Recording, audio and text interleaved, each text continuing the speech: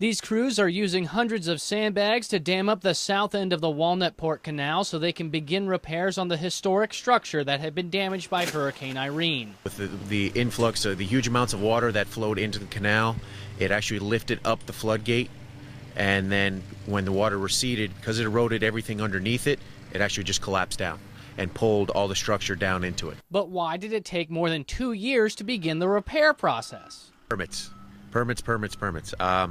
We had to go through the Army Corps of Engineers, then we had to go through the Conservation District, then we had to go through State DEP, and then finally, because it's a historical landmark, we had to go through the historical museums. We had to jump through hoops to get it, actually, but it finally came around, and I guess with the economic conditions the way they are in this country, it came around at a quite appropriate time.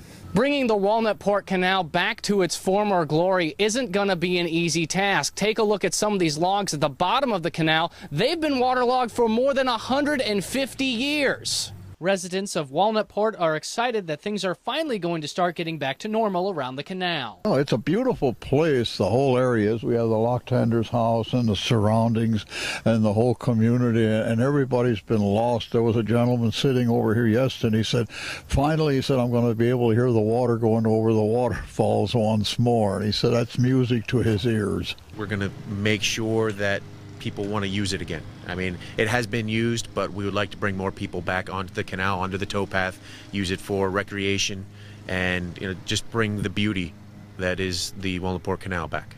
The entire $217,000 project is being paid for with money from the Pennsylvania Emergency Management Agency and federal tax dollars. No extra cost was put on the people of the borough. In Walnutport, Joe Galli, News 13.